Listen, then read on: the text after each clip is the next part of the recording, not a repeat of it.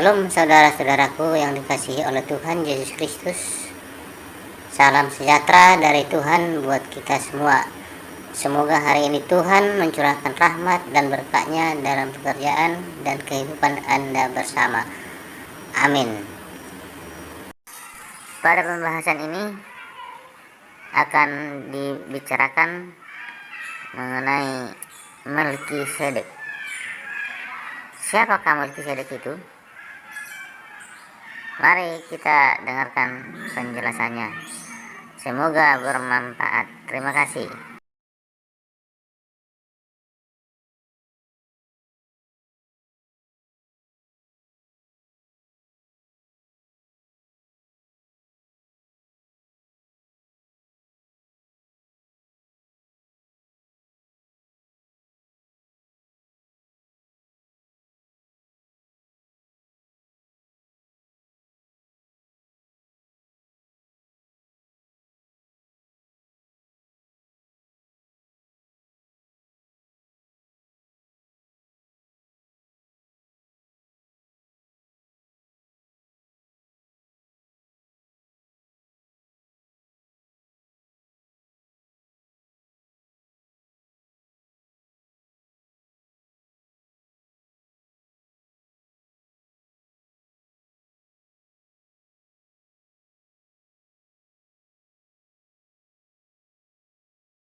Firman-Nya dari kitab Ibrani, dari surat Ibrani pasal 7 ayat 1 sampai dengan ayat 10.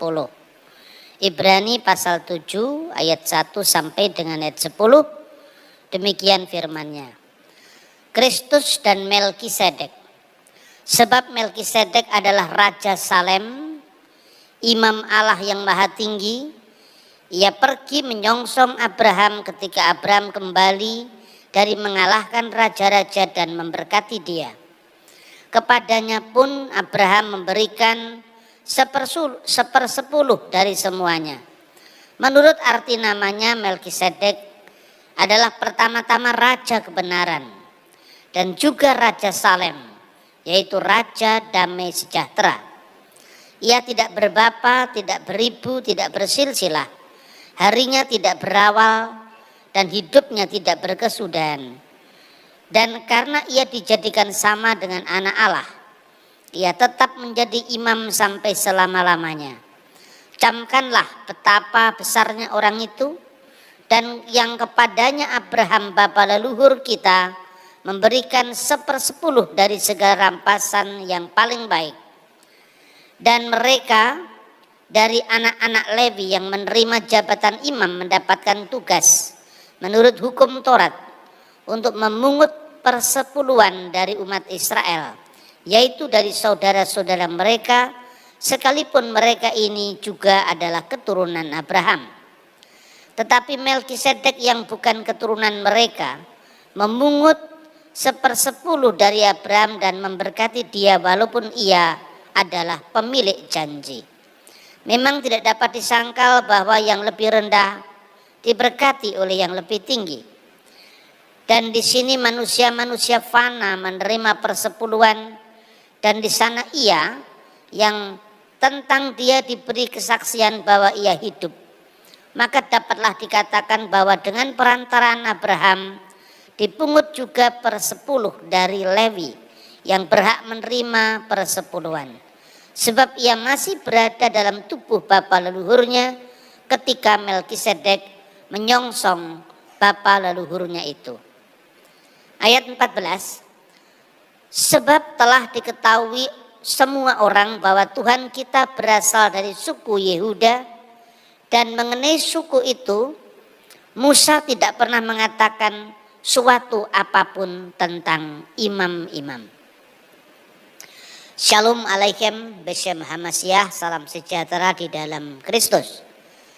Saudara-saudara, siapakah Melkisedek ini? Dan Alkitab menceritakan di dalam kitab Kejadian tiba-tiba muncul, dan kemudian bagaimana kehidupannya tidak dijelaskan lagi. Karena itu dalam sejarah penafsiran kitab suci baik itu dari kalangan Yahudi maupun di kalangan Kristiani, ada beragam penafsiran yang mengkaitkan Melkisedek itu dengan tokoh yang digambarkan ajaib-ajaib. Bahkan ada di dalam penemuan naskah Laut Mati, The Dead Sea Scroll.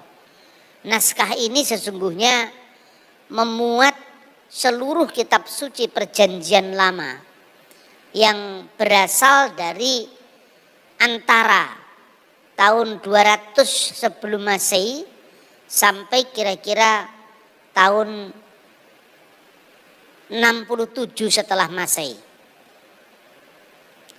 Jadi kita memiliki Alkitab Perjanjian Lama yang usianya lebih dari 2000 tahun, yang sekarang ini masih tersimpan di Museum Israel.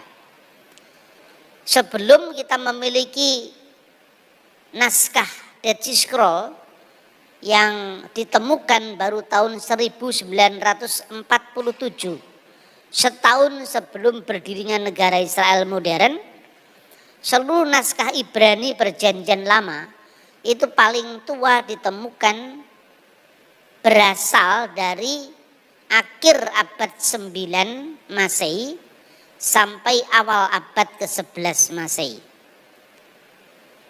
3 naskah yang sangat terkenal itu namanya Kodeks Aleppo atau naskah Aleppo, naskah Leningrad, dan satu lagi naskah Genisa yang ditemukan di Kairo, Mesir. Inilah naskah tertua Alkitab kita sebelum ditemukan naskah Laut Mati yang usianya 1000 tahun lebih tua dari abad ke-10 dan 2000 tahun usianya dari zaman kita. Oleh karena itu kalau berkembang opini yang mengatakan bahwa Alkitabnya orang Kristen itu palsu, barangkali yang menuduh Alkitab kita palsu itu mereka tidak memiliki bukti-bukti sejarah setua Alkitab dari kitab suci mereka sendiri. Nah, karena itu saudara-saudara, kita khususnya saya dalam saya melayani Tuhan, saya selalu memparalelkan bacaan-bacaan kitab suci kita ini dari bukti-bukti sejarah dan arkeologi. Karena sambil saya menjelaskan bahwa sesungguhnya tidak benar adanya tuduhan pemalsuan Alkitab. Nah, kembali kepada naskah Qumran dan Melkisedek tadi.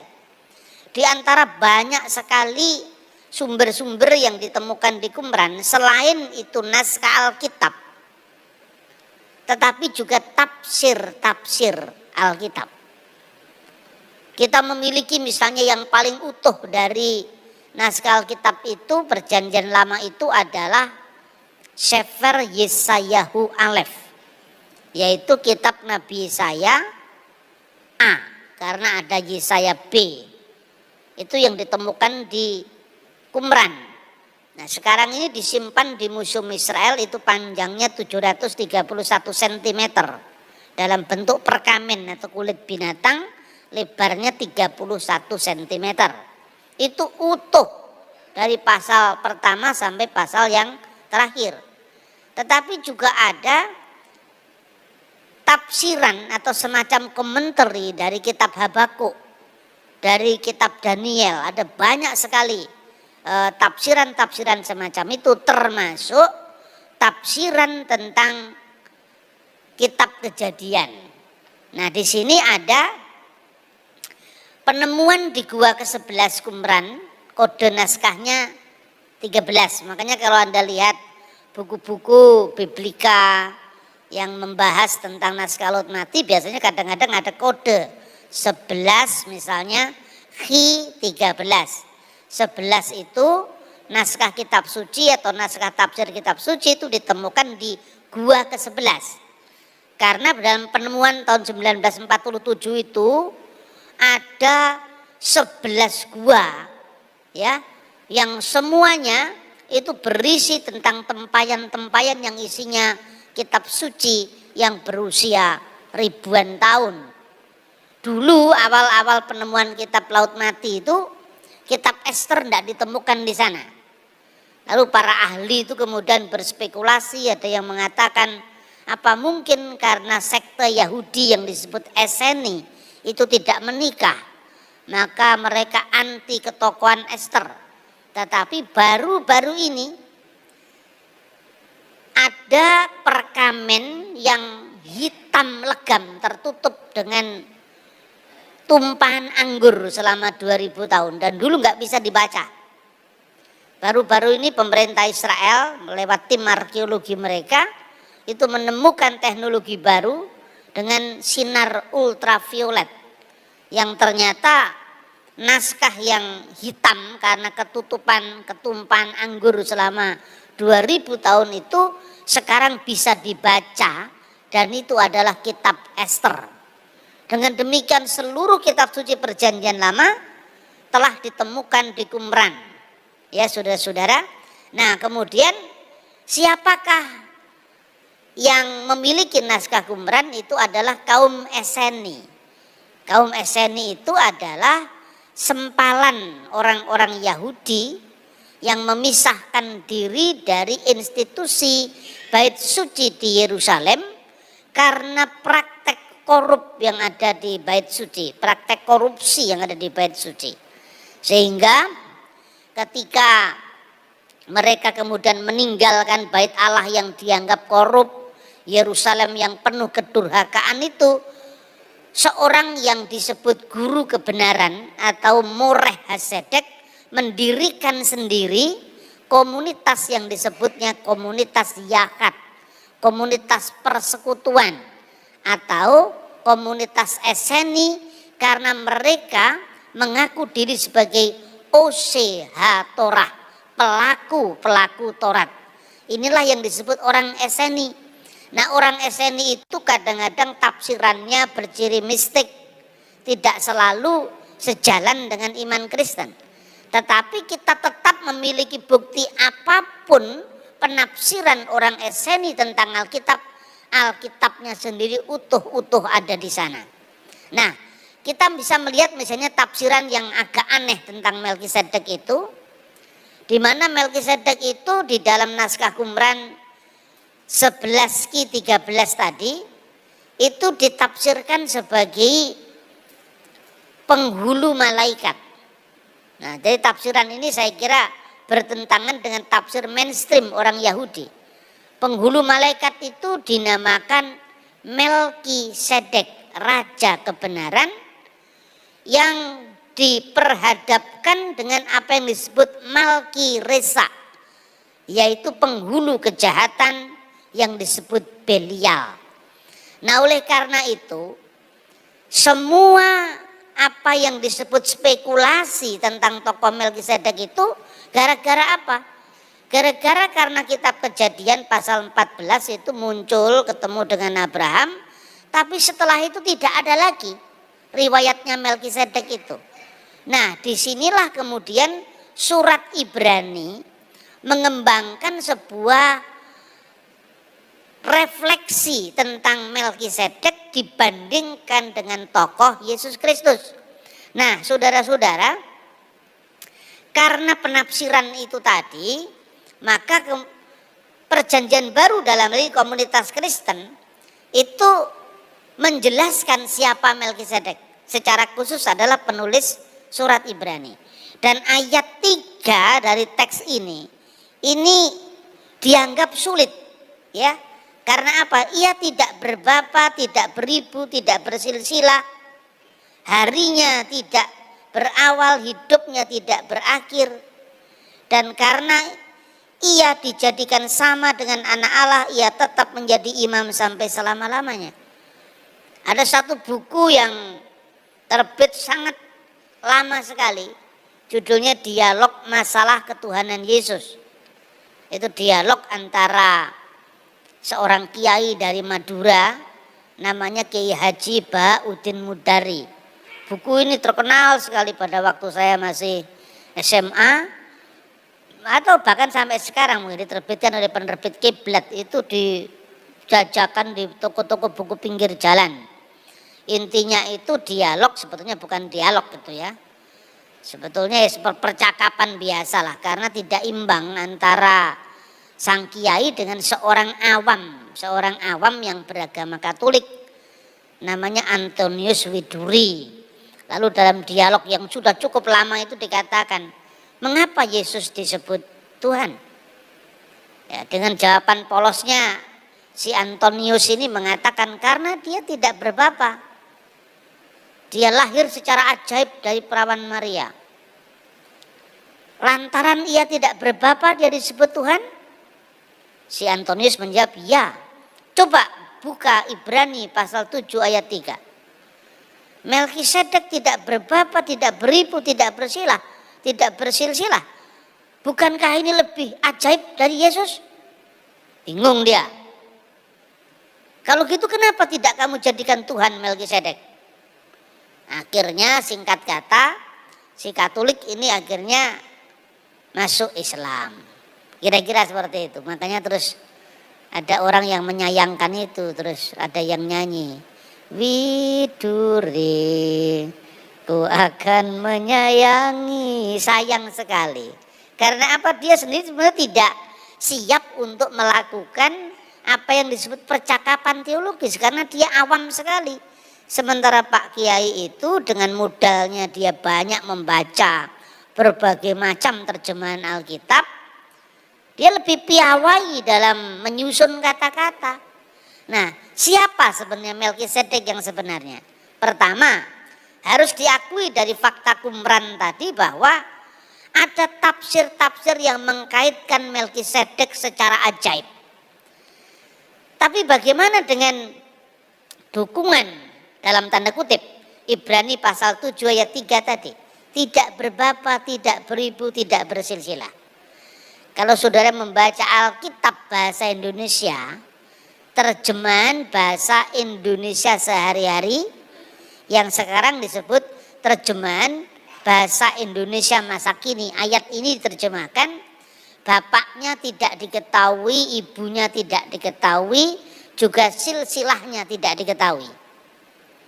Karena ini sebuah idiom, saudara-saudara. Idiom itu artinya ungkapan yang kadang-kadang ketika diterjemahkan dalam bahasa lain itu mengalami semacam distorsi makna. Ya, idiom itu contohnya ya. Saulus, Saulus, sukar bagimu menendang kegalah rangsang. Nah, itu ungkapannya zaman Alkitab, menendang kegalah rangsang itu apa artinya? Lalu dalam terjemahan harafiah, terjemahan kata demi kata, yang diterjemahkan apa adanya. Sukar bagimu menendang kegalah rangsang. Itu loh ketika Paulus mengalami penampakan Tuhan Yesus dalam kitab Kisah Para Rasul. Tetapi kalau Anda membaca dalam terjemahan bahasa Indonesia sehari-hari, atau kalau dalam bahasa Inggris Good News English Version misalnya, itu diterjemahkan dalam bahasa Indonesia, Saulus, Saulus, mengapa engkau mempersulit dirimu sendiri dengan melawan penciptamu? Nah, orang bingung, Alkitab kenapa kok beda-beda? Itu bukan beda, satunya terjemahan harafiah, kata demi kata, termasuk mempertahankan idiomnya. Satunya itu terjemahan dinamis.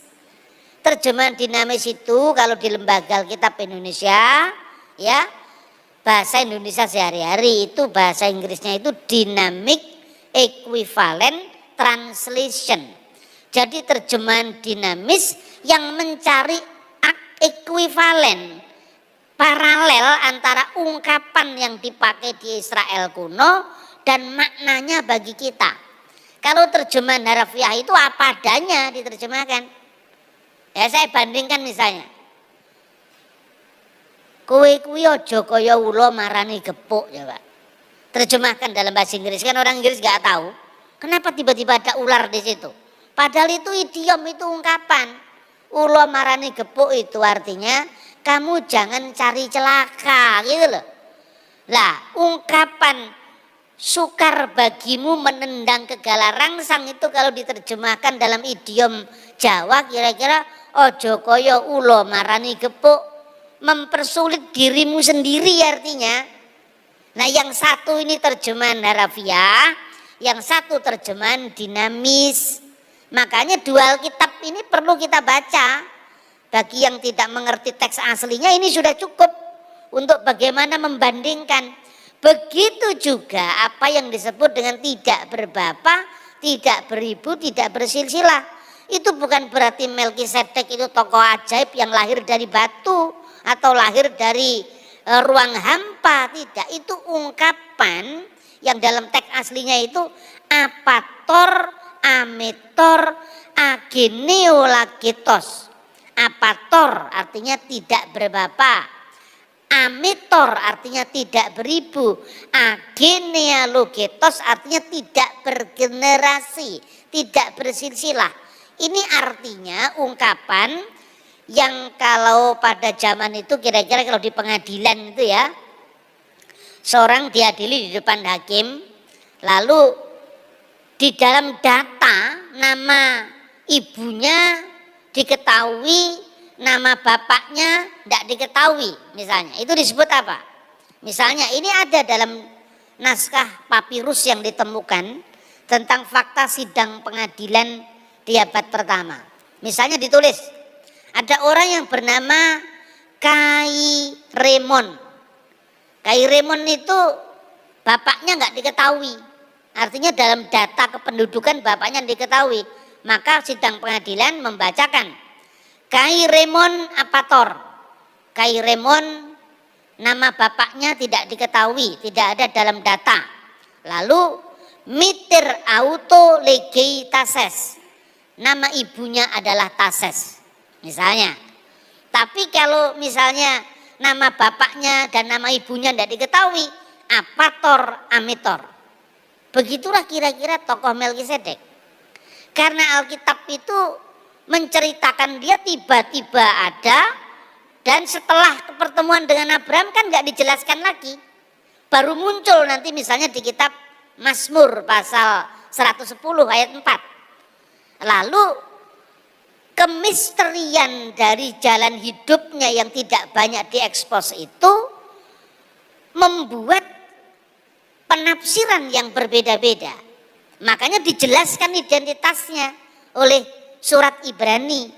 Jadi ada penafsir yang mengatakan dia sesungguhnya adalah Kristus sebelum kedatangannya ke dunia katanya.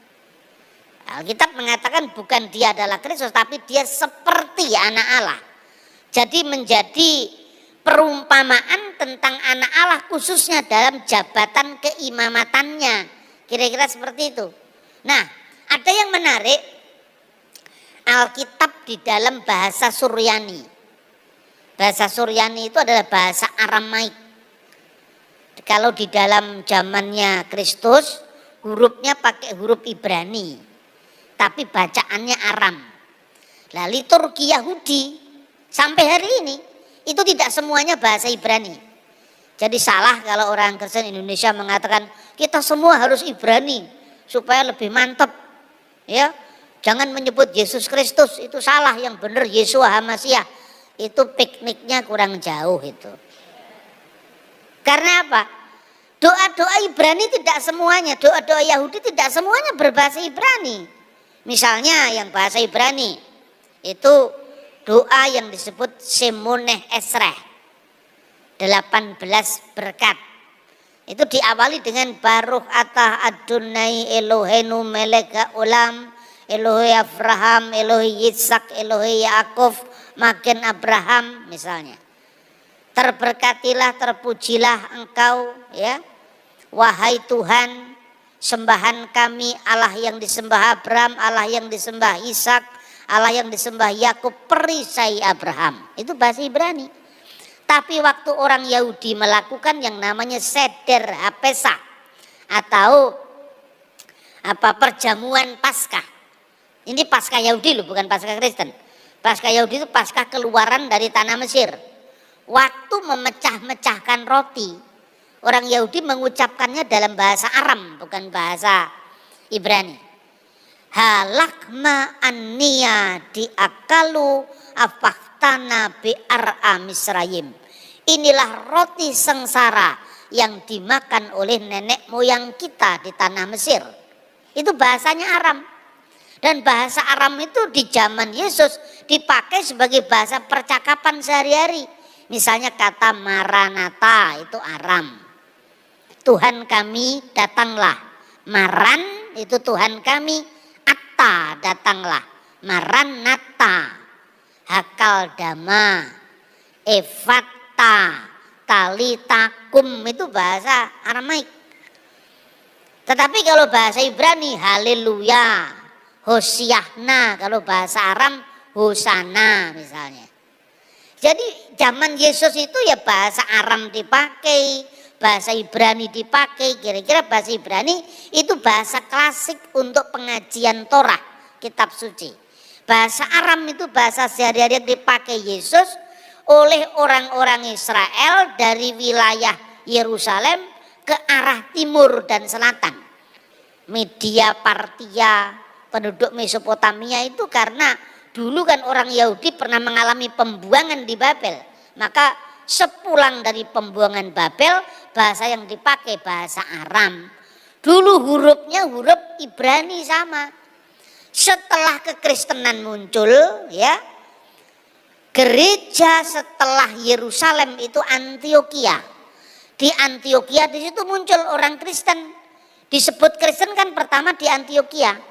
Nah, karena penduduknya di situ kebanyakan orang-orang Aram, ya, termasuk diaspora orang-orang Yahudi dari Alexandria, dari mana-mana itu menjadi tempat di mana Injil pertama bertemu dengan penduduk bangsa-bangsa. Lalu mulailah orang-orang Kristen, ini hasil penginjilan Rasul Petrus dan sebagainya itu di Antioquia itu. Bahasa sehari-harinya digunakan juga bahasa Aram, tapi karena bahasa Aram itu Aramaik itu bahasa zaman Abraham sudah ada itu.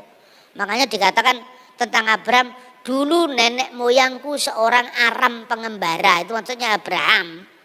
Jadi bahasa Aram di zaman Abraham, itu kemudian bahasa Aram pertengahan di zaman Nabi Daniel, lalu bahasa Aram akhir di zaman Yesus. Lalu setelah zaman Kristen, untuk membedakan dengan orang-orang Aram, Mesopotamia, Syria, yang biasanya menyembah ilah-ilah lain, menyembah berhala, maka oleh orang Kristen diciptakanlah huruf tersendiri yang namanya huruf Siriak atau huruf Suryani. Dari bahasa Ibrani yang lepas-lepas, alef, bet, gimel, tidak dirangkai, kemudian mulai dirangkai dengan huruf-huruf Siriak itu, mulai ada dirangkai huruf Siriak itu. Nah, inilah yang nanti menjadi cikal bakal dari bahasa Arab Utara. Makanya kalau bahasa Arab kan dirangkai. Jadi bahasa Arab yang sekarang dipakai itu perkembangan terakhir dari bahasa-bahasa Semitik. Lah ini data seperti ini di Kristen semuanya ada. Lalu mulailah muncul terjemahan Alkitab yang namanya Ul Siriak dalam bahasa Aram. Termasuk juga ada naskah yang dinamakan Pesito atau Pesita. Kalau saudara di STT kan yang dikatakan Pesita itu Alkitab dalam bahasa Siriak kan itu kan. Padahal itu sama dengan bahasa Aram, bahasa yang dipakai oleh Yesus Kristus sendiri. Nah di dalam Pesita, Ibrani pasal 7 ayat 3 itu diterjemahkan begini. Dela abuhe vela emeh. Tidak berbapa dan tidak beribu et ketibu sarbata. Seperti sebagaimana yang tertulis dalam silsilah. Jadi tidak berbapa, tidak beribu menurut catatan dalam silsilah. Itu maknanya. Jadi tidak beribu, tidak berbapa, tidak beribu, tidak bersilsilah. Itu maknanya adalah dela abuhe vela emeh et ketibu bisarbata. Tidak berbapa, tidak beribu yang tertulis dalam silsilah. Artinya bapaknya dan ibunya tidak tercatat dalam silsilah. Dengan demikian Melkisedek itu bukan tokoh ajaib yang tiba-tiba muncul tidak punya bapak tidak punya ibu. Dia punya bapak, dia punya ibu, tetapi tidak diketahui dalam silsilah.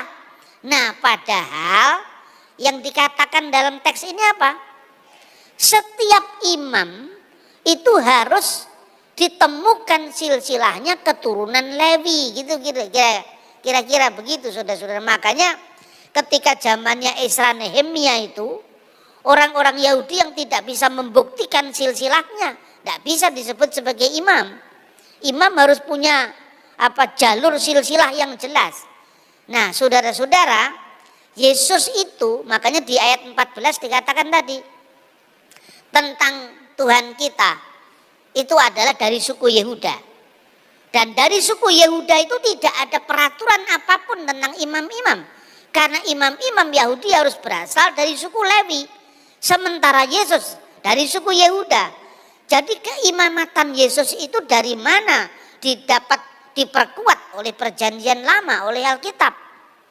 Kan tidak memenuhi syarat kalau dia adalah keturunan Yehuda. Padahal imam harus keturunan Lewi.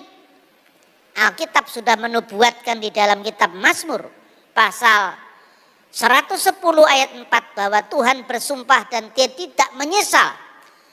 Bunyi firman-Nya, Atah Kohen Leolam, engkaulah imam untuk selama-lamanya, Aldifrati Melkisedek, menurut peraturan Melkisedek. Atah Kohen Leolam, engkaulah imam untuk selama-lamanya, Aldifrati, menurut peraturan Melkisedek. Jadi keimamatan Yesus itu bukan keimamatan yang dasarnya adalah darah, yang dasarnya adalah imamat Lewi yang diketahui silsilahnya secara darah, tetapi keimamatan yang sempurna menurut Melkisedek. Jadi bayangkan seolah-olah seperti itu. Lihatlah Melkisedek itu. Dia tidak berbapak, tidak beribu, tidak bersilsilah, artinya silsilah bapaknya dan ibunya tidak tercatat. Tetapi kepadanya lah Abraham memberikan persembahan persepuluhan. Berarti Abraham yang adalah kakek moyangnya orang Yahudi termasuk suku Lewi saja memberikan tanda taat kepada orang yang memiliki otoritas yang lebih tinggi, yaitu Melkisedek. Begitu juga Yesus Kristus, imam besar untuk selama-lamanya menurut peraturan Melkisedek. Nah, saudara-saudara yang terkasih dalam Tuhan, dalam Yudaisme penafsiran tentang Melkisedek itu beragam. Kalau saudara-saudara membaca Yudaisme rabbinik, itu menafsirkan Melkisedek itu sebagai tokoh Sem. Jadi Sem itu masih hidup semasa Abraham hidup. Karena itu menjadi misteri tersendiri bahwa Melkisedek itu masih diperkenankan hidup pada generasi 9 atau 10. Dari Sem, ya, kemudian Arpaksad, kemudian Selah, Eber, Pelek, Rehu, Seruk, Nahor, Terah, Abraham. Anda kalau membaca umur-umur dalam Alkitab yang saat itu umurnya sampai ratusan tahun, ini sangat masuk akal. Bahkan umur-umur yang mencapai ratusan tahun itu juga tercatat di dalam kronik Babel misalnya, Akadia pada zaman kuno. Saya ini saudara-saudara, saya ini keturunan manusia yang umurnya panjang. Nenek buyut saya itu meninggal pada usia 125 tahun. Nenek saya itu meninggal usia 96 tahun. Saya waktu kuliah awal-awal baru nenek buyut saya meninggal. Jadi saya masih mengalami 4 generasi. Bahkan saudara saya yang lain yang punya anak, ya seperti ponakan-ponakan saya itu mengalami 5 generasi. Nah, itu baru tahun sekarang. Kan usianya orang dulu kan panjang-panjang, saya aja kakek moyang saya yang hidup di sekitar lereng Gunung Kelut sana di Serengat Blitar aja pada tahun 1990-an masih bisa merasakan 5 generasi.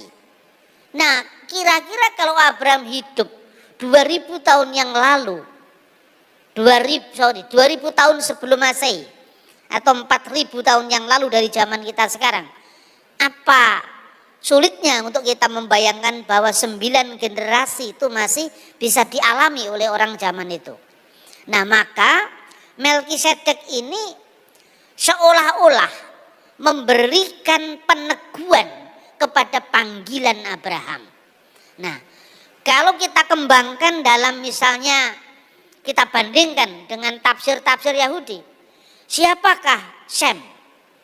Sem itulah yang menjadi cikal bakal dari imam pertama menurut hukum Nuh. Kira-kira seperti itu. Kan Nuh itu kemudian sebelum Musa diberikan hukum Taurat yang di dalam agama Yahudi itu dikenal dengan Misfot Moshe, atau lebih lengkapnya ini menurut tafsir Yahudi ya, di Alkitab tidak ada tafsir Yahudi itu Taryak Mitzvot Moshe, 613 hukum Musa. Itu diberlakukan bagi siapa? Bagi orang Yahudi. Bagi orang bukan Yahudi diberlakukan apa namanya Sefa Misfot Bene Noah. 7 hukum bagi anak-anak Nuh. Berlaku bagi siapa? Berlaku bagi segala bangsa. Makanya dalam studi ilmu agama-agama dikenal Semitic religion, yaitu agama-agama Semitik, karena imam pertamanya adalah Sem yang tidak lain Imam Melkisedek. Ini kita bisa memperluas cakrawala kita. Makanya saya bandingkan antara gereja kuno, tafsiran Yahudi, dan orang Yahudi memahami ini dalam traktat-traktat mereka ya, yang dikenal dengan Torah CBLP, Torah lisan. Melkisedek adalah imam pertama dari apa yang dikenal dengan hukum Nuh. Lah hukum Nuh itu terdiri dari 7. Diambil dari mana itu? Diambil dari Kejadian pasal 9.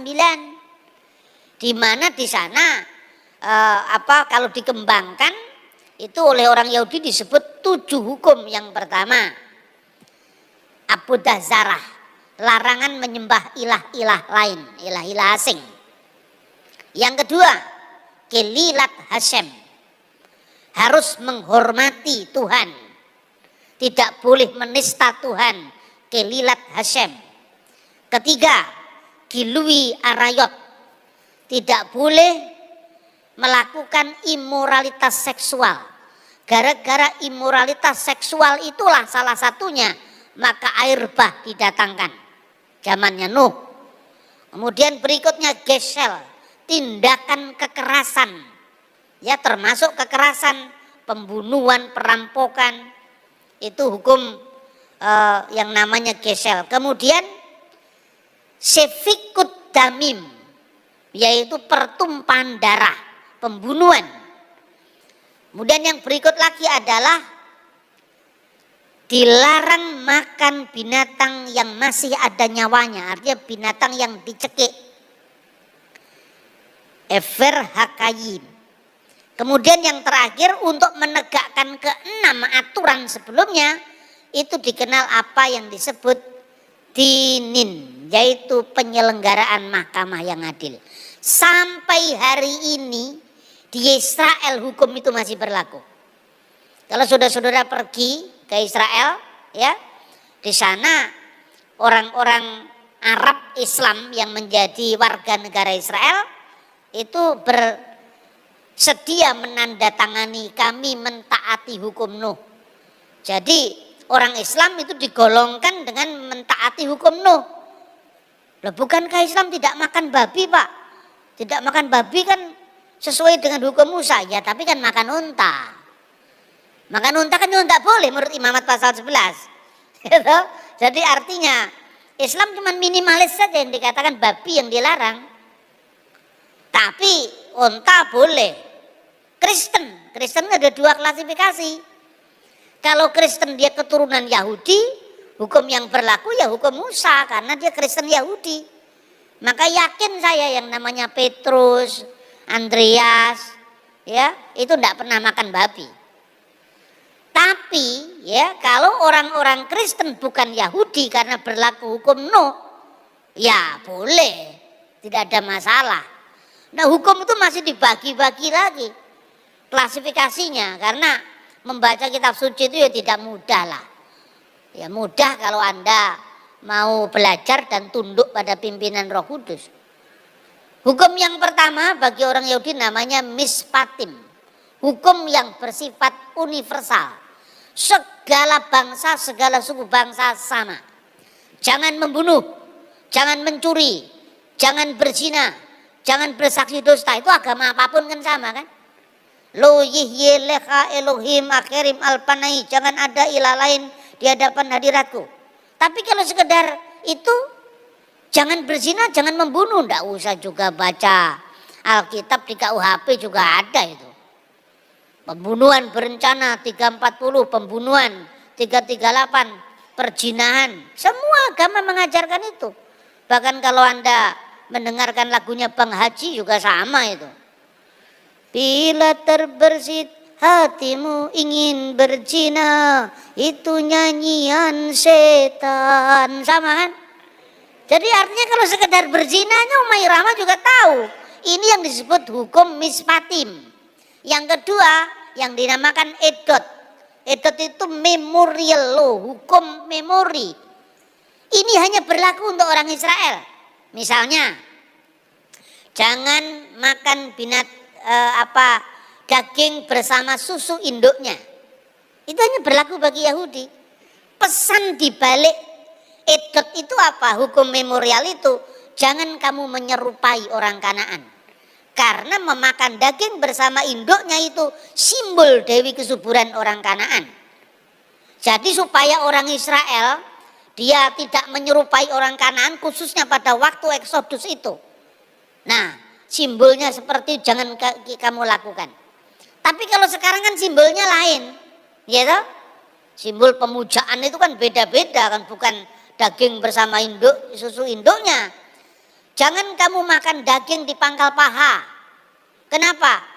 Karena kamu harus solidar ingat pada perjuangan yang gigih dari kakek moyangmu Yakub. Nah, tapi kalau nenek moyang saya misalnya Suro Menggolo kan nggak pernah pukul pahanya sama malaikat kan? Ini bersifat khusus hanya untuk orang Yahudi. Dan yang ketiga yang disebut hukim juga khusus untuk orang Yahudi, yaitu hukum tentang halal dan haram yang dikenal dengan Imamat pasal 11. Makanya bagi bangsa lain misalnya orang Papua, orang Tionghoa, ritusnya untuk korban kan babi. Itu sah di mata Tuhan karena memang dia bukan Yahudi. Orang Arab korbannya apa? Unta. Kayak yang dilakukan oleh kakeknya Nabi Muhammad Abdul Muthalib itu kan unta. Ini nggak sah menurut Taurat. Tapi karena memang Islam digolongkan hukum Nuh yang imam pertamanya Melkisedek atau Sem ya sah. Jadi yang namanya pluralisme hukum itu justru diajarkan pertama kali oleh Alkitab. Nah di zaman Sang Mesias, ini kuncinya, di zaman Sang Mesias Yahudi maupun Goyim, Yahudi maupun bukan Yahudi dipersatukan di dalam Kristus. Makanya jemaat mula-mula itu ada jemaat orang-orang yang bersunat dan jemaat orang-orang yang tidak bersunat. Dibagi pula rasul-rasulnya, rasul bagi orang yang tidak bersunat dan rasul bagi orang yang bersunat. Itulah yang kemudian ditetapkan di dalam Kisah Rasul pasal 15. Clear sekali. Nah yang ditekankan dalam Ibrani pasal 7 itu apa? Mesias itu memiliki makna tiga jabatan. Yang pertama nabi, yang kedua imam, yang ketiga raja. Yesus sebagai raja, keturunan Yehuda, sah. Yesus sebagai nabi, karena Musa menubuatkan nabi Miker Beka Meaheka Kamoni, seorang nabi di tengah-tengahmu di antara saudaramu yang seperti aku. Yakim Adonai Eloheka alautismaun, akan dibangkitkan oleh Tuhan Allah yang kamu sembah, hendaklah dia yang kamu dengarkan. Ulangan pasal 18 ayat 15. Seorang nabi di tengah-tengahmu, di tengah-tengah Israel, di tengah-tengah Bani Israel. Mi'aheka di antara saudaramu, di antara 12 suku Israel. Firman itu disampaikan kepada Musa yang berasal dari suku Lewi. Nah, saudaranya Lewi itu Yehuda. Karena ada 12 suku kan? Maka di situ ada Yehuda, jelas memenuhi syarat. Seorang nabi di tengah-tengahmu, di tengah-tengah Israel, di antara ke-12 saudara Israel. Musa dari suku Lewi, sukunya imam-imam. Yesus dari suku Yehuda, sukunya raja-raja. Nah, sekarang keimamatan Yesus bagaimana? Yesus bukan dari Lewi, Yesus bukan keturunan imam. Makanya keimamatan Yesus seperti keimamatan Melkisedek yang mulia itu. Dan itu dinubuatkan oleh Mazmur pasal 110 ayat 4. Sekarang jelas bahwa sesungguhnya keimamatan Yesus adalah keimamatan yang kekal. Seperti disimbolkan Melkisedek yang seolah-olah harinya tidak berawal dan hidupnya tidak berakhir, yang menjadi simbol bagi keimamatan yang abadi, yaitu Yesus Kristus, imam besar perjanjian baru. Nanti pada ibadah berikutnya saya akan mengupas tentang kenapa Yesus disebut rasul dalam Ibrani pasal 3 ayat 1. Apakah itu akan mendistorsi ketuhanannya, apakah itu akan merendahkan ketuhanannya? Akan dijawab juga dalam konteks karena Yesus sebagai imam besar perjanjian baru, maka dia disebut rasul. Apakah rasul itu sama dengan rasul dalam bahasa umat Islam? Tentu tidak. Makanya kita tidak boleh menafsirkan agama orang dari perspektif kita. Kiranya Tuhan memberkati dan lebih menyampaikan kita semua kepada makna firman yang sebenarnya, sehingga kita bisa mengikuti Tuhan sesuai dengan apa yang dicatat di dalam firman-firmannya. Tuhan memberkati. Shalom alaikum besem hamasya. Amin.